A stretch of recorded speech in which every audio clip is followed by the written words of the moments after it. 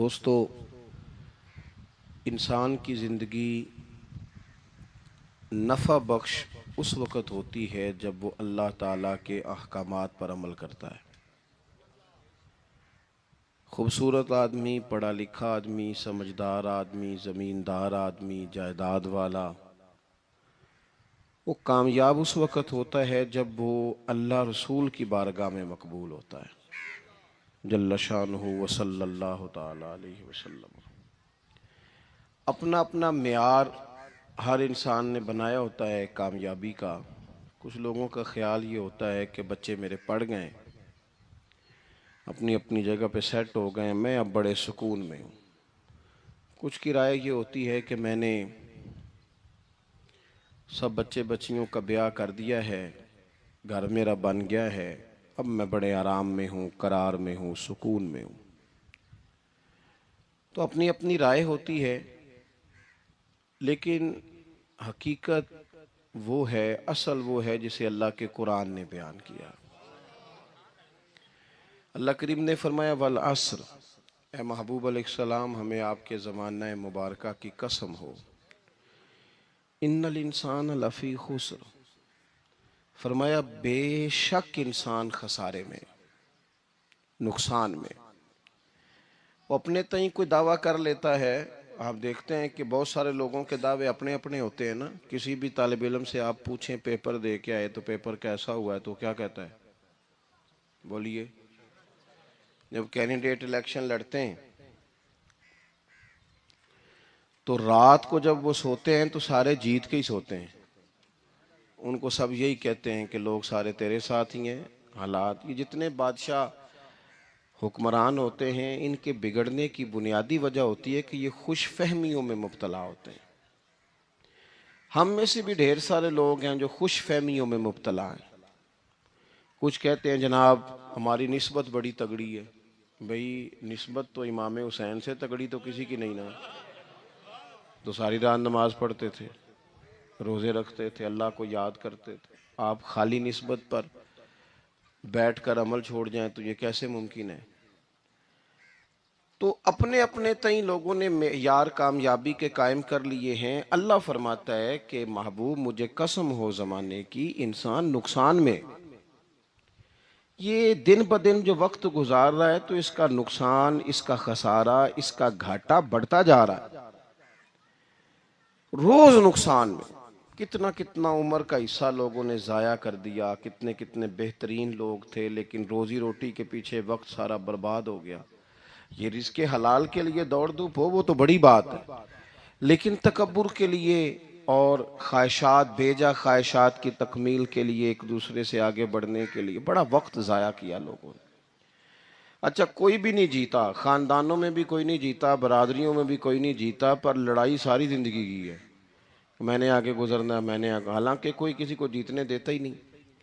تو اپنے اپنے تئیں لوگوں نے معیار قائم کیے کامیابی کے۔ اللہ فرماتے ہیں بے شک انسان نقصان میں ہے، لیکن جس میں 4 خوبیاں پائی جائیں، ادھر دیکھو میری طرف، جس میں 4 خوبیاں پائی جائیں، اللہ کا قرآن کہتا ہے وہ بندہ کامیاب ہو جاتا ہے۔ 4 خوبیاں اس کے اندر ہو۔ کون کون سی؟ الا الذین آمنوا، سب نقصان میں نہیں سوائے ان لوگوں کے جو ایمان لائے۔ سب سے پہلے کیا کرے؟ ایمان ہو اس کے پاس، مضبوط ایمان، وعملوا الصالحات، اور ایمان بھی لائے اور نیک کام بھی کرے، اور صرف نیک کام نہ کرے، وَتَوَاصَوْا بِالْحَقِّ، لوگوں کو حق بات کی نصیحت بھی کرے۔ اور ظاہر ہے سچ بولے گا، حق بولے گا تو بڑے لوگوں کے مفادات کو ٹھیس پہنچے گی، کچھ لوگوں کو تکلیف بھی ہوگی، تو اب جب تکلیف ہوگی تو پھر مصیبت بھی آئے گی۔ تو اگر حق بات کہنی ہے تو پھر کیا کرے؟ وَتَوَاصَوْا بِالصَّبْرِ، پھر ایک دوسرے کو صبر کی بھی وصیت کرے۔ 4 چیزیں پائی جائیں، ایمان، اعمال صالحہ، حق کی نصیحت، اس رستے میں آنے والی تکلیف پر صبر۔ اگر یہ 4 چیزیں میسر آتی ہیں تو اللہ کا قرآن کہتا ہے بندہ کامیاب ہے۔ اور اگر یہ 4 چیزیں نہیں تو پھر کوئی بندہ جتنا مرضی دعویٰ کرے، جتنا مرضی شور کرے، جتنا مرضی اعلان کرے، وہ کامیاب ہو سکتا؟ سب سے پہلے تو اپنا ایمان پکا کریں۔ یہ جو کچی پکی باتیں کرتے ہیں نا لوگ، بھائی مسلمان جو ہوتا ہے نا، مسلمان وہ لاوارث نہیں ہوتا، وہ وارث والا ہوتا ہے۔ اس کا رب ہر وقت اپنی رحمت سے اس کی حفاظت کرتا ہے۔ مسلمان ہر وقت نبی پاک علیہ السلام کے نگاہ کرم میں رہتا ہے۔ اسے کمزور باتیں نہیں کرنی چاہیے کہ میرے کو پیچھے چڑھ گیا تو پتہ نہیں کیا ہو جائے گا، برادری مخالف ہو گئی تو پتہ نہیں کیا ہو جائے گا، سچ بول دوں گا تو لوگ پتہ نہیں مجھے مار دیں گے۔ ایسا ہو نہیں سکتا۔ چھری حضرت ابراہیم چلائیں بھی نا تو حضرت اسماعیل کے حلق پہ چلنا اس نے تب بھی ہے جب اللہ حکم کرے گا، تو اللہ کی حکمت ہوگی۔ حکمت الہی ہوتی ہے تو کوئی کام ہوتا ہے، ورنہ ہوتا تو اپنی طبیعت میں مضبوط ایمان، توکل، اللہ پہ بھروسہ، مضبوطی افکار کی، کچی باتیں نہیں۔ جو لوگ کمزور ذہن رکھتے ہیں ساری زندگی فیصلہ ہی نہیں ہوتا، کوئی ڈرتے رہتے ہیں، سہمے سہمے وقت گزارتے ہیں۔ اپنے آپ کو فکری، یہ جو ایمان ہوتا ہے یہ بندے کو طاقتور کرتا ہے، بندہ مضبوط ہو جاتا ہے۔ مجھے بتائیے نا، جب ایمان پکا ہو کہ روزی دینے والا اللہ ہے تو پھر بندہ کسی مالدار آدمی کے پیچھے کبھی بھاگتا ہے؟ کبھی کسی بڑے آدمی سے ڈرتا ہے؟ جب اسے پتا ہو کہ عزت اور ذلت اللہ کے دست قدرت میں ہے، پھر وہ سیاستیں، سازشیں، یہ کام کرتا ہے۔ تو پہلے تو مضبوطی ایمان درکار ہے ہماری بچوں کے اندر، ہمارے مزاجوں کے اندر۔ جب تک وہ مضبوطی ایمان، حضرت مولا علی شیر خدا کرم اللہ تعالی وجہہ الکریم ایک دفعہ بڑے علیل ہو گئے، کمزوری آ جاتی ہے، بندہ بیمار ہو جاتا ہے۔ تو ہمارے ہاں بیمار لوگ بعض اوقات ایسا جملہ بولتے ہیں جو کفر کے زمرے میں چلا جاتا ہے۔ آپ پریشان ضرور ہیں، تکلیف میں ضرور ہیں، لیکن آپ بات وہی کریں گے جو شریعت اجازت دیتی ہے۔ حضرت علی شیر خدا شدید علیل تھے۔ ایک صحابی تیمارداری کرنے گئے تو حضرت مولا علی کا چہرہ دیکھ کے پریشان ہو گئے، کہنے لگے آپ تو بڑے سخت علیل ہیں، اللہ خیر کرے، اللہ تعالیٰ آپ کو صحت دے۔ تو حضرت علی کہنے لگے تو فکر نہ کر، مجھے اس بیماری سے کچھ بھی نہیں ہوگا۔ نے کہا کیوں؟ فرمانے لگے مجھے نبی پاک علیہ السلام نے فرمایا تھا علی اس وقت دنیا سے جاؤ گے جب داڑھی خون سے رنگین ہو جائے گی، تو اس کا مطلب ہے میں خنجر کے وار کے ساتھ شہید کیا جاؤں گا، میں بیماری سے دنیا میں نہیں جاؤں گا، میں یہ بیماری سے مجھے کچھ بھی نہیں ہوگا، اللہ مجھے شفا دے دے گا۔ چونکہ حضور نے فرمایا تے ساڑھے نبی دی زبان ساڑھے واسطے قرآن۔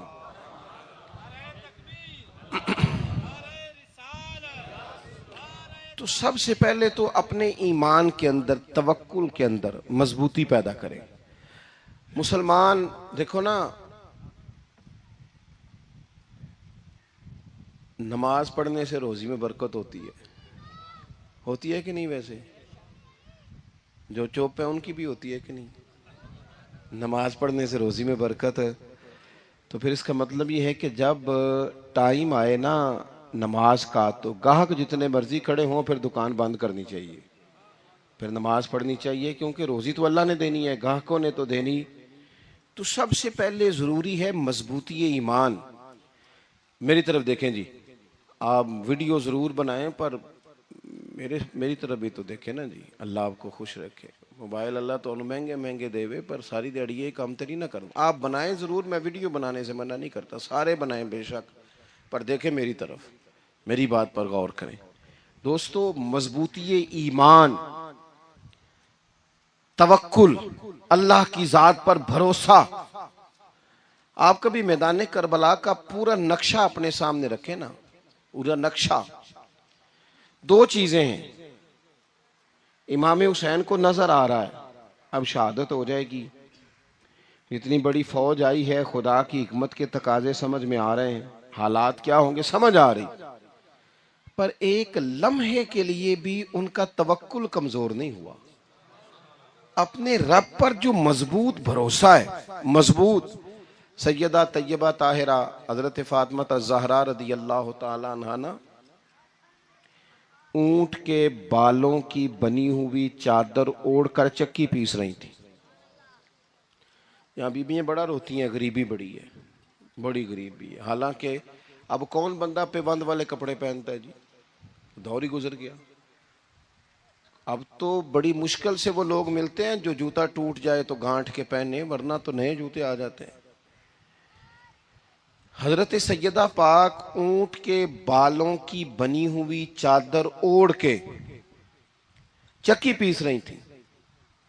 نبی پاک صلی اللہ علیہ وسلم نے دیکھا، آنکھوں میں آنسو ضرور آئے، پر محبوب نے فرمایا فاطمہ دنیا میں تھوڑی سی تکلیف برداشت کرو، قیامت کی ساری عزتیں اللہ آپ کو ہی عطا فرمائے گا.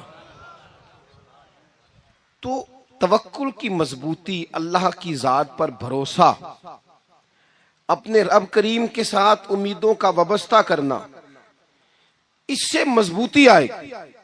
دوسرا فرمایا وَعَمِلُوا الصَّالِحَاتِ، بہترین عمل کیا جائے زندگی میں، نیک اعمال کیے جائے، وقت ضائع نہ کیا جائے.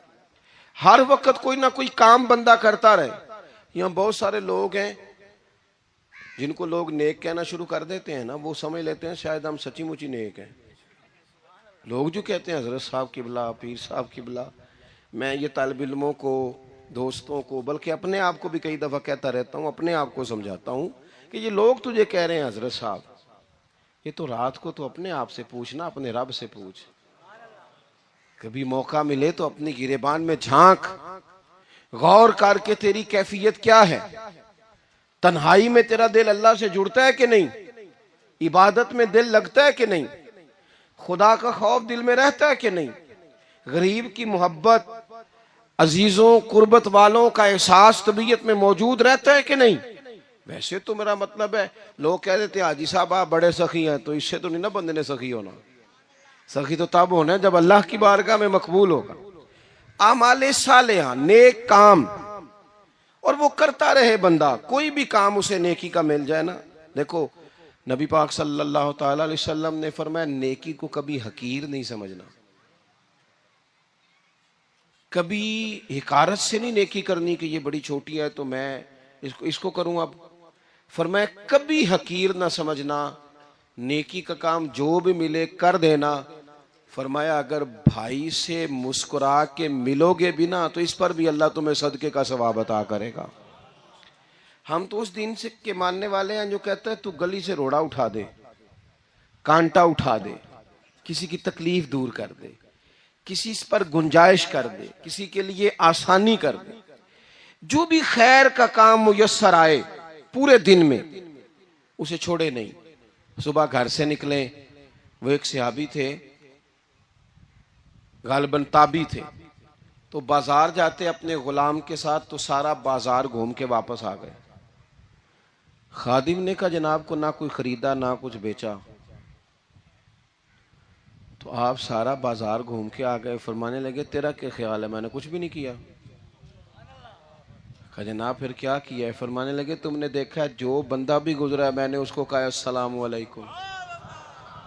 تو کتنی کو نیکیاں میں جمع کر کے آ گیا ہوں. کوئی خیر جو میسر آئے. ہم سمجھتے ہیں کہ شاید کوئی کروڑ کو روپیہ ہوگا تو پوری مسجد بناؤں گا تو پھر میں نے نیکی کر دی ہے. شاید جناب میں، حالانکہ یہ چھوٹے چھوٹے کام ہیں نا، چھوٹے چھوٹے کام، ان سے تو ان کی تو زیادہ ضرورت ہوتی ہے، ان کی تو زیادہ حاجت ہوتی ہے. کوئی آپ رستے میں گزر رہے ہیں تو نیچے کوئی کھڈا بنا ہوا ہے تو اس پر ہم کیا کرتے ہیں؟ گاڑی میں بیٹھ کے تبصرہ کرتے ہیں اے روڈ کھورے کدوں بننا ہے.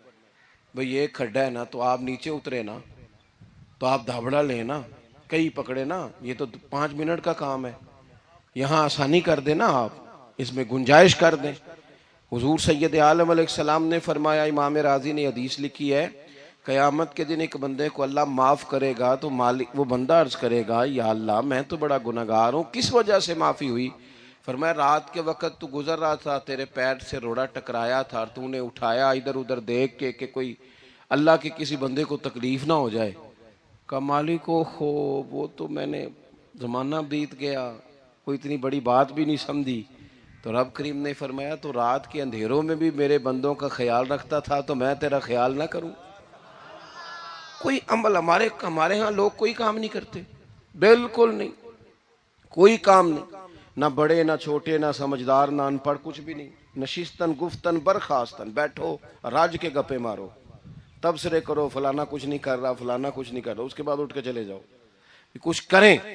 وعملوا الصالحات، نیکیاں جمع کریں زندگی میں، خزانہ بنائیں، خزانہ، اپنی ڈیوٹیاں، اپنی ذمہ داریاں پوری کریں، ہر وقت کام، ہر وقت ذمہ داری، ہر وقت ڈیوٹی۔ دیکھیں نا امام حسن اور حسین، ان کی آپ کبھی زندگی کا مطالعہ کریں، فرض نماز کے علاوہ 100 رکعت نماز نفل روز پڑھنی ہے، پتہ کرنا ہے غریب کہاں کہاں ہیں، ان کا خیال رکھنا ہے، اور نیرے پیسے نہیں دینے۔ ہمارے یہاں لوگ غریبوں کو پیسے ضرور دیتے ہیں، عزت نہیں دیتے، ان کو 4 پیسے کی مدد ضرور کر دیتے ہیں، پر عزت نفس کا خیال نہیں رکھتے۔ امام زین العابدین رضی اللہ تعالیٰ عنہ فرماتے ہیں، گزر رہے تھے، آپ دیکھیں نا، امام غزالی حدیث لائے ہیں کہ بندہ اور کچھ نہ کرے، کسی مومن کا دل راضی کر دے تو اللہ 60 سال کی نفلی عبادت کا ثواب عطا کرتا ہے۔ دل بدستاور کے حج اکبر است، از ہزارہ کعبہ یک دل بہتر است۔ کسی کا دل خوش کر دینا، اس کو راحت دے دینا، اس کو قرار دے دینا، اس کے لیے کوئی ایسا سامان کر دینا کہ بندہ مطمئن ہو جائے، سکون ہو جائے۔ یہ ہمارے ہاں جو لوگ ہوتے ہیں نا، سرکاری ملازمین، ڈیوٹیوں والے، ان کی طبیعتوں میں تلخی ہوتی ہے۔ یہ اگر صرف پیار کرنے لگ جائے نا، میں کچھ میڈیکل سے وابستہ لوگ میرے احباب میں سے ہیں، تو میں ان سے کہتا ہوں کہ شفا تو اللہ نے دینی ہے، چلو تم دعائی تو آج کے دیا کرو نا، تم آنے والے کی بات تو توجہ سے سنو۔ وہ بیچارہ اپنی بات، ہمارے ایک بزرگ تھے تو تعویذ لکھا کرتے تھے، بڑے عالم تھے، مجھے کچھ تھوڑی سی نا میرے دل میں ان کے بارے میں خفگی رہتی تھی کہ آپ اتنے بڑے عالم ہیں، آپ کتاب لکھیں، آپ تعویذ لکھ رہے ہیں، اور پھر لوگوں نے کمائی کرنی ہوتی ہے، آپ تو مفت دیتے ہیں سارا کچھ، اتنی لمبی ڈیوٹی، سارا دن بیٹھے رہتے ہیں آپ اور لکھتے تعویذ ہیں، پڑھائیں آپ۔ میں نے ایک دن ان سے گزارش کی، میں نے کہا شیخ آپ بڑے آدمی ہیں، جن لوگوں کو اللہ نے رسوخ فی العلم عطا فرمایا ہوتا ہے ان میں سے آپ ہیں، اللہ نے آپ کو پختگی دی ہے علم میں، شعوری عالم ہیں آپ، سارا دن تعویذ۔ فرمانے لگے یار میں تعویذ نہیں لکھتا، اصل مسئلہ یہ ہے کہ جو تعویذ لینے آتا ہے وہ اپنا سارا دکھ سناتا ہے،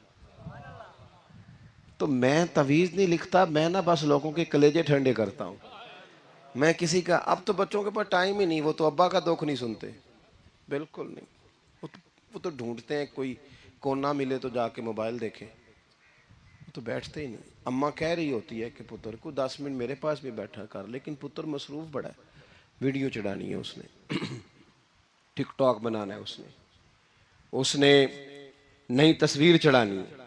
ہم الجھ گئے، یہ چیزیں انسان کو نفسیاتی طور پر کمزور کر دیتی ہیں، جو لوگ زیادہ یہ کام کرتے ہیں ان کے حافظے کمزور ہو جاتے ہیں، وہ الجھ جاتے ہیں، انہیں پتہ نہیں ہوتا رات میں نے کیا کہا تھا، صبح میں کیا کہہ رہا ہوں۔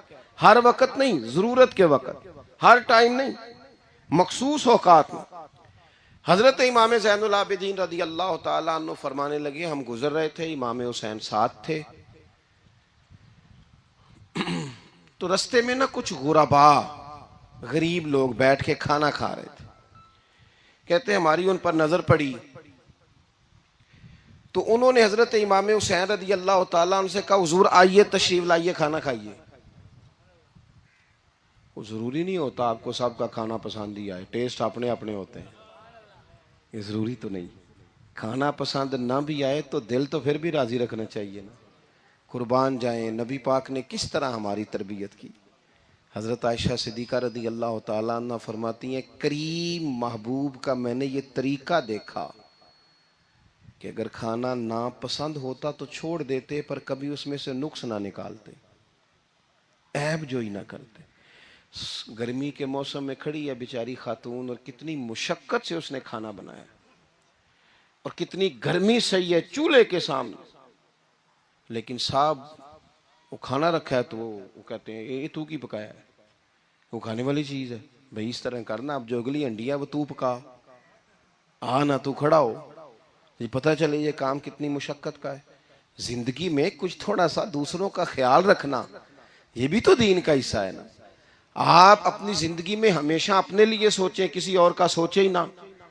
تو میرے عزیز، یاد رکھیں گے آپ، امام زین العابدین کہتے ہیں نبی پاک صلی اللہ تعالی علیہ وآلہ وسلم نے نا حضرت امام علی مقام کی، امام حسن اور حسین کی اس طرح سے کچھ تربیت فرمائی تھی کہ غریب پروری ان کے اندر رچ بس گئی تھی، مزاج بن گیا تھا۔ وہ غربا بیٹھے تھے دسترخوان بچھائے سڑک کے کنارے، تو امام حسین گزرے تو انہوں نے آواز دی، امام صاحب روک گئے، کہنے لگے حضور تھوڑی روٹی نہیں کھا لیتے ہمارے ساتھ؟ تو امام صاحب آ گئے، نیچے بیٹھ گئے غریبوں کے ساتھ۔ کوئی جرت کرے نا، چلو امیروں نے تو غریبوں کے ساتھ بیٹھنے کی جرت نہیں کرنی، کوئی پیر ہی بیٹھ جائے غریبوں کے ساتھ، وہی مہربانی کر دے کہ میں پیر صاحب ہوں، قبلہ ہوں، تو میں ہی چلو لنگر کھا لوں مریدوں کے ساتھ بیٹھ کے۔ ہماری تو محفلوں میں بھی نا جی، نعت خانوں کا، مولویوں کا، دوسروں کا کھانا اور ہوتا ہے، اور غریب آدمی کو شاپر میں چاول ڈال کے دیتے ہیں اور ساتھ اسے کہتے ہیں یہ لنگر شریف ہے۔ بھئی اگر یہ شریف ہے، تبرک ہے، تو اے پیر صاحب نو نہیں سی لنگدا، اڑتا ہے گلے میں لنگر ان کو۔ یہ لنگر شریف جو ہے یہ نعت خاں کو بھی تو گزرنا تبرک ہے کہ نہیں؟ ہاں نہ تو کرو نا، تو جیڑی زیادہ تبرک والی شے ہے وہ پیراں نو بھی تو کھانی چاہیے نا، نعت خاں کو بھی، اس کے لیے علیحدہ سے مرغ مسلم اعلیٰ کھانے۔ میں اکثر دوستوں سے کہتا ہوں چلو میلاد شریف پہ ہی صحیح سب کے لیے اچھا کھانا پکاؤ، چلو جس غریبوں کے بچوں کو بیچاروں کو سارا سال وہ بوٹیوں کے لیے لڑتے ہیں، تم میلاد پہ اچھی روٹی پکا دو، تو بچہ جب کھائے گا نا بہت ساریاں بوٹیاں اور چاول، اور اپنے ابا سے پوچھے گا کہ ابا جی آج کی گل ہے، بڑا گوشت پہ لبد ہے، تو ہو سکتا ہے غریب باپ روئی پڑے اور اسے کہے پتر تو آج راج راج کے کھاج ساڑھے نبی پاک دا میلاد شریف ہے۔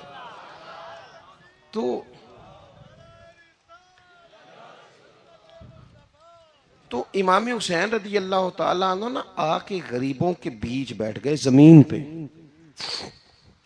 انہوں نے کہا کھائیے، تو وہ جس طرح وہ کھا رہے تھے نا سادے برتنوں میں امام حسین کھانا کھانے لگ گئے۔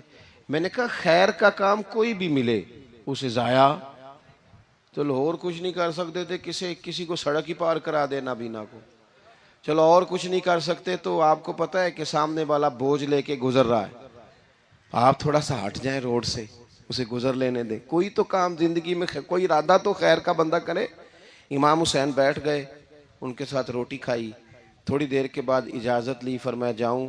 کہنے لگے حضور اور کھائیے، فرمانے لگے میں تو ابھی روٹی کھا کے آیا تھا اور آج تک ایسا نہیں ہوا کہ دوبارہ کھانا کھاؤں، ایک لقمے کی بھوک نہیں تھی، جتنا بھی کھایا ہے نا یہ تمہارا دل خوش کرنے کے لیے کھایا ہے۔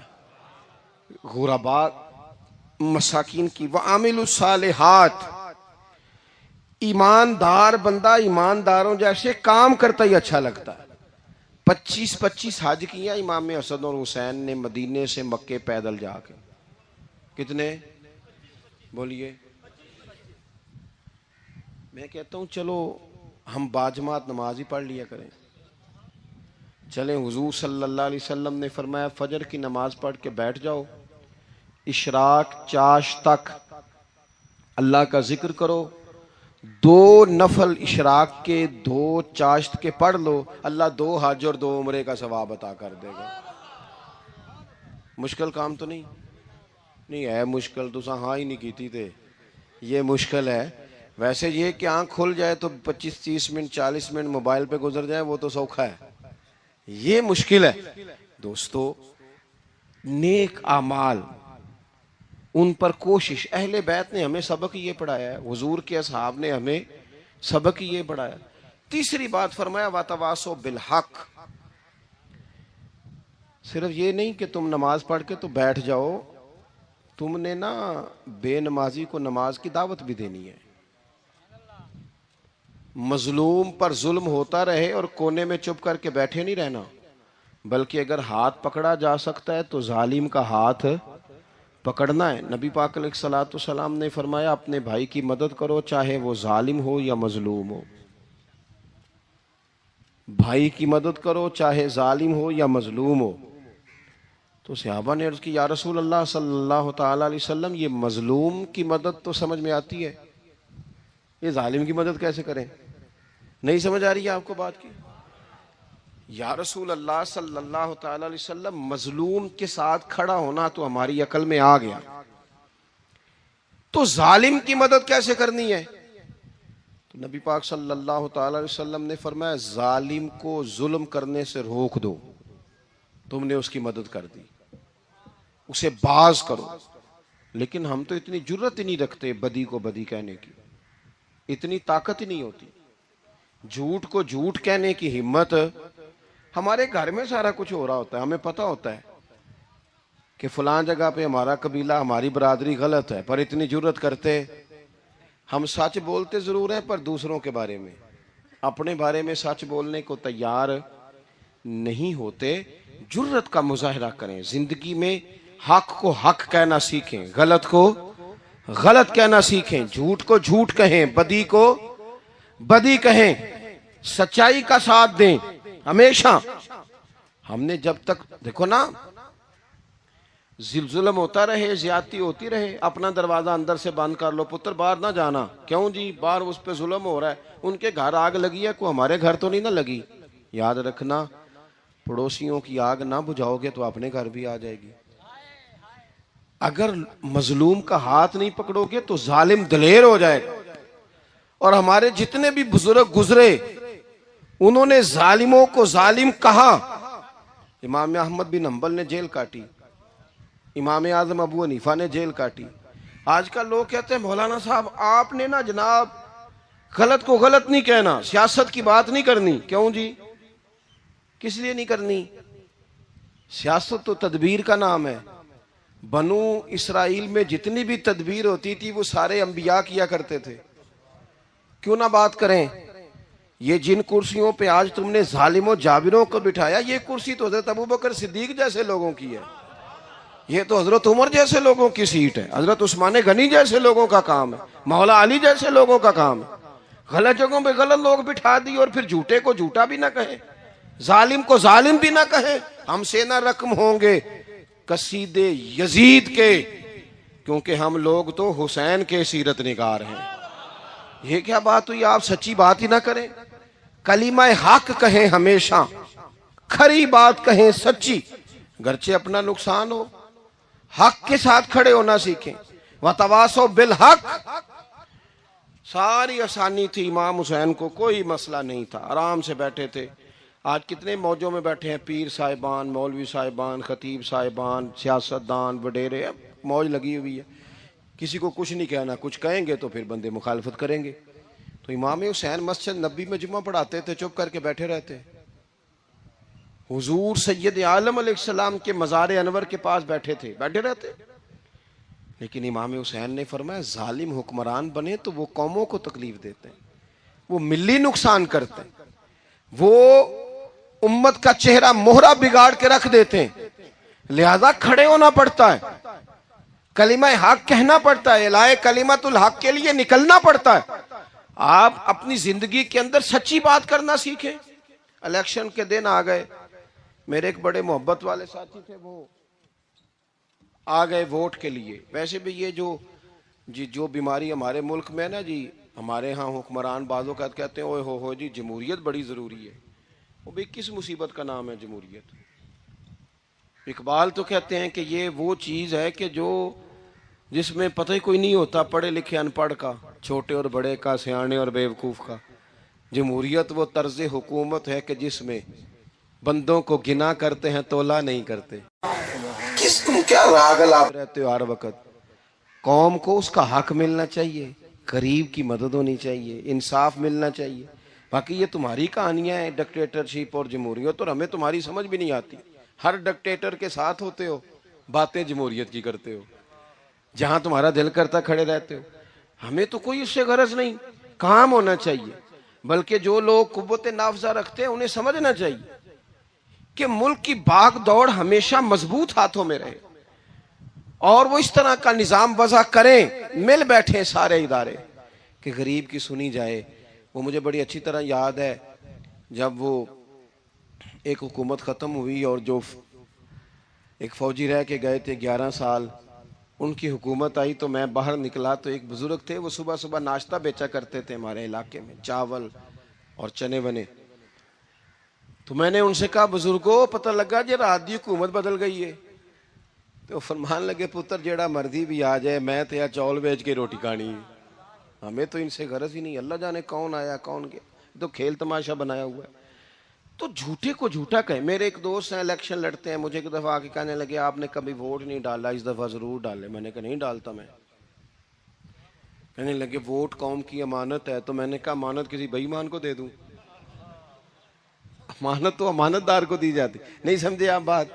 یہ سارے کہتے ہیں نا ووٹ قوم کی, تو امانت کس کو دینی چاہیے؟ صحیح بتاؤ. چلو ہن تسی بولنا نہیں, بس دل وچ گل رکھنی. دل وچ دیندے ویسے امانت دارا نہیں ہونا. نہیں میں نے کہا بولنا نہیں, ہمیں کسی نے پتہ نہ لگ جائے. دیتے ویسے امانت داروں کو ہی ہو نا. یہ اپنے دل سے پوچھو, فیصلہ لو, اللہ سے ڈرو. ظالم کا مددگار ظالم ہوتا ہے, ظالموں کا مددگار ظالم ہوتا ہے. وہ تیرے میرے ووٹ پر جیت کر جب ظلم کرے گا تو پھر کون ہے جو یہ دعویٰ کرے گا کہ جناب میں ظالم کا مددگار نہیں؟ سوچو سمجھو غور کرو. عزیز بھائی, امام حسین رضی اللہ تعالیٰ عنہ نے فرمایا سچ کو سچ کہیں گے, جھوٹ کو جھوٹ کہیں گے. یہ نہیں ہو سکتا کہ جناب ظلم ہوتا رہے اور چپ رہے. اور یہ سبق کہاں سے پڑھا انہوں نے؟ مولا علی شیر خدا سے. ہم تو اپنے بچوں کہتے ہیں نا باہر ظلم ہو رہا ہے, تو پتر تو نہ باہر جانا, ہماری نہیں لڑائی. لیکن جب حضرت عثمان غنی رضی اللہ تعالیٰ عنہ پر بلوائیوں نے حملہ کیا نا, تو چونکہ حضرت عثمان غنی خالو تھے امام حسن اور حسین کے, حضرت عثمان خالو ہیں, سگے خالو ہیں, تو حضرت مولا علی شیر خدا نے یہ نہیں کہا کہ پتر اتنے بندے آ گئے ہیں, تلواریں ہیں, محاصرہ ہے, باہر نہ نکلنا.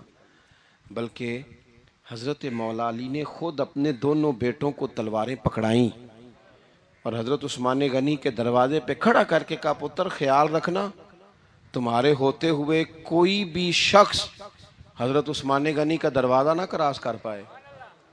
خود اپنے بچوں, ہر جنگ میں حضرت علی ساتھ لے کے جاتے تھے. ہم تو بچوں کو دلیری سکھاتے ہی نہیں, بزدل. اور کچھ ہمیں بابے مل گئے, وہ کہندے منڈے نو سایا ہے. میں کہ بابے نو آپ سایا ہے, انہوں بھی کرو دم کراؤ, اس کو نظری سایا آتا ہے. کیسے نادانوں سے پالا پڑ گیا. کیا ہوتا ہے وہ سایہ؟ اچھے بھلے سیانے نوجوان بتی بند کر کے اندر لیٹا ہوا ہے بچہ, بابے نو بابا کہہ گیا انہوں سایا ہے. بابا کہڑا کہہ گیا جیڑا باہر روٹی لین آیا سی, بھی ایڈی پہنچی سرکار ہوندی تے ٹکر ہی گھر کھا لیندی. لوگوں کے قسمت کا حال بتاتا ہے, اپنی اتنی خراب ہے کہ مانگتا پھرتا ہے.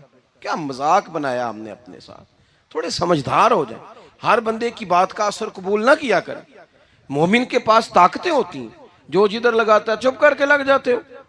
ان الذین قالوا ربنا اللہ ثم استقاموا تتنزل علیہم الملائکہ.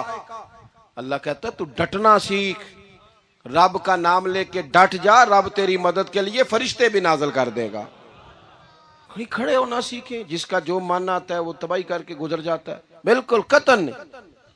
تو امام حسین نے صحیح کو صحیح کہا, غلط کو غلط کہا, اور ڈٹ کے کہا, اور پورے وثوق سے کہا, اور پوری وہ حضرت امام ابو مالک کھڑے تھے نا, تو یہ بادشاہ بڑی بڑی غلط باتیں بھی کرتے ہیں. اچھا چلے صحیح بتائیں آپ, میں آپ کو اپنی بات بتاتا ہوں.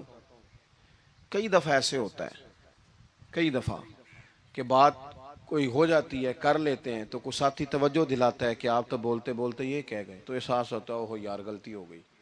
ہو جاتا ہے.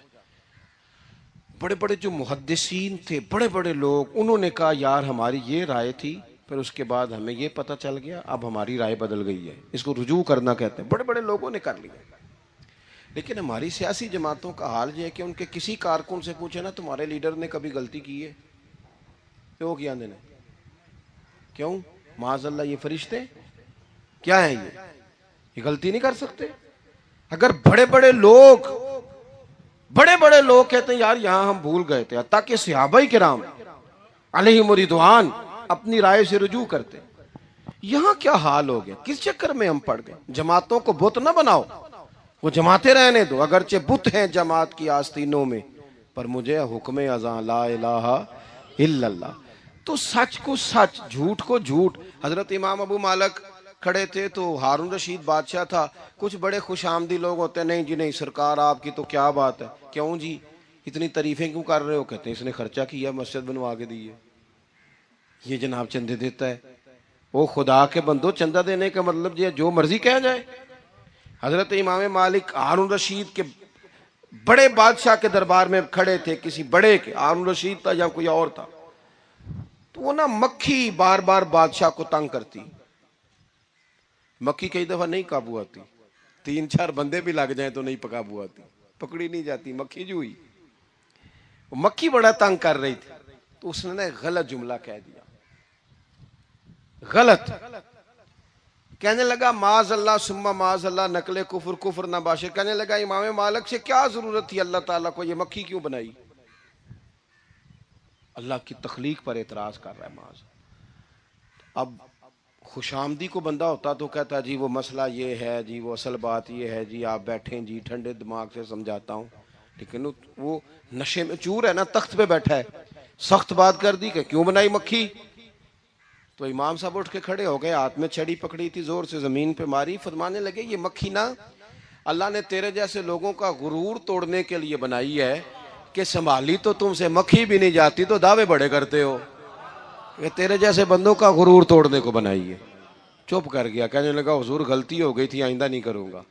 تو آپ جب جھوٹ کو جھوٹ کہتے ہیں اور سچ کو سچ کہتے ہیں، حق کی تعریف کرتے ہیں، باطل کو بیان کرتے ہیں، پھر لوگ مخالفت کرتے ہیں. اب جب لوگ مخالفت کریں گے پھر تکلیف آئے گی. اور تکلیفیں بڑی سونی ہوتی ہیں. جب تکلیف آئے تو رب کہتا ہے وَتَوَاصَوْا بِالصَّبْرِ، اب ایک دوسرے کو صبر کی نصیحت کرو. یہ جب دکھ آتے ہیں نا، دکھ بندے کو نرم کر دیتے ہیں. بیماری نفسانی خواہشات کو ختم کر دیتی ہے. بیمار بندہ، اس کا کسی غلطی کی طرف دھیان ہی نہیں جاتا، وہ پورا جڑ جاتا ہے اپنے رب سے، اس کے اندر سے نفسانی خواہشات ختم ہو جاتی. جب آپ دکھی ہوتے ہیں نا، پھر کوئی سجدے کا مزہ آتا ہے، پھر کوئی دعا میں لطف آتا ہے، پھر کوئی رب سے دل لگانے میں مزہ آتا ہے. پھر دل کرتا ہے کہ کوئی بندہ موجود نہ ہو، میں اکیلا ہوں مسجد میں، رج کے یاد کروں اپنے مالک کو. جب آپ صبر کرتے ہیں، قرآن پاک میں نا کم و بیش کوئی 99 کے قریب، 90 سے زیادہ مرتبہ صبر کا ذکر ہے. اور محدثین نے تصریح کی ہے کہ کوئی 500 کے لگ بھگ حدیث پاک میں صبر کا ذکر ہے. حوصلے سے، صبر سے.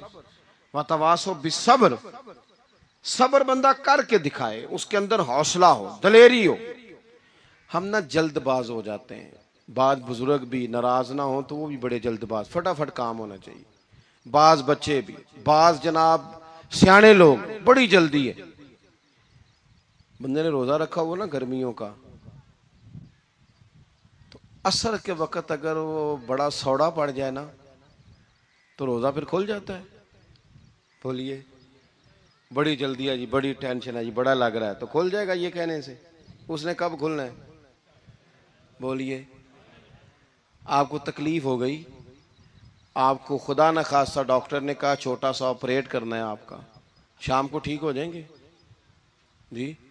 تو جلدی بڑی ہے، درد بڑی ہو رہی، جلدی کریں ڈاکٹر صاحب. تو ڈاکٹر کہتا ہے پہلے خون ٹیسٹ کرا، پھر بلڈ پریشر اپنا چیک کرا، پھر شوگر چیک کرا، پرسوں رپورٹ آئے گی، پھر شام کو لے کے آنا، پھر ٹائم دوں گا، پھر ٹائم دے گا، پھر آپریٹ کرے گا، پھر دوائیاں لکھے گا، پھر آپ کو آرام کا مشورہ دے گا، پھر 2-3 ماہ لگیں گے، پھر طبیعت پوری طرح. تو کرنا کیا پڑے گا؟ صبر. کیا کرنا پڑے گا؟ صبر. صبر زندگی میں ضروری ہے. اگر صبر نہیں تو پھر کوئی کام بھی. اپنے مزاج میں حوصلہ لائیں، حلم ہو، بردباری ہو، صبر ہو، تحمل ہو. امام علی مقام رضی اللہ تعالیٰ عنہ کو آپ دیکھ لیں، میدان کربلا پورا پڑھ لیں، آپ پوری تاریخ روایات کھنگال کے دیکھ لیں. سامنے تلواریں تھیں یزید کے لشکر کے پاس، امام کے پاس حوصلہ تھا. وہاں ظلم و جبر ہو رہا تھا، یہاں حوصلہ، حلم، بردباری، اعلیٰ ظرفی، کرم. دوستو جب صبر اور تلواریں آپس میں ٹکرائی نا، صبر اور تلواریں، تو تلواریں ہار گئیں، صبر جیت گیا. صبر ہمیشہ جیت جایا کرتا ہے. بعض اوقات تھوڑا ٹائم لگ جاتا ہے، تھوڑا سا وقت کچھ چیزوں کی لوگوں کو فوراً سمجھ نہیں آتی، ٹائم گزرنے کے وہ کافی دیر کے بعد احساس ہوتا اوہو وہ تو ٹھیک تھا احساس. لیکن آپ زندگی میں تھوڑا تحمل، تھوڑی بردباری. آپ یقین کریں ہم جب لڑائیاں کرتے ہیں نا، کسی سے بحث کرتے ہیں، کچھ ایسی باتیں کر جاتے ہیں کہ بعد میں ہمیں احساس ہوتا ہے یار زیادہ سخت بات ہو گئی. مانتے نہیں لیکن بعضوں کا خیال ہوتا ہے یار اوہو یہ نہیں کہنا چاہیے تھا. لیکن وہ بات غصے میں نکل جاتی ہے، صبر ہوتا نہیں، پھر وہ خرابی ہوتی ہے. اپنی زندگی میں صبر. یہ تھوڑی بہت جو تکلیفیں آتی ہیں نا، میں گیا ہوا تھا سندھ کے سفر پر، تو موٹر وے سے، سکھر سے موٹر وے لاہور آتا ہے، اب سفر آسان ہو گیا. تو میں نے اپنے ڈرائیور سے کہا لو میاں اب سہولت ہو گئی تمہیں، اب تو سارا موٹر وے لاہور تک آسان ہو گیا. تو مجھے کہنے لگا نہیں حضرت صاحب یہ مشکل ہے. میں نے کہا جی کیوں؟ کہنے لگے نیند آنے لگ جاتی ہے. بالکل سیدھی سڑک ہے نا، اگر کوئی سپیڈ بریکر ہو، کوئی رکشے والا بھی آئے، کوئی ریڑھی والا چاچا ناراض بھی ہو کہ ویک کے نہیں چلائی جاندی، تو بندہ تھوڑا جاگتا رہتا ہے تھوڑا نا. وہ تو زندگی میں جو رکاوٹیں آتی ہیں نا، یہ تو بندے کو جگانے کے لیے آتی. ان مع العسر یسرا ان مع العسر یسرا. ایک دفعہ اگر مشکل آئے تو اللہ دو آسانیاں دیتا ہے. ہم نہ گھبرا جاتے ہیں. یہ دکھ تو بڑے پیارے ہوتے ہیں، یہ تو بڑے نفع بخش ہوتے ہیں، یہ تو فائدہ کرتے ہیں بندے کا. تکلیفیں جیسے جیسے زندگی میں آتی ہیں بندہ پالش ہوتا جاتا ہے.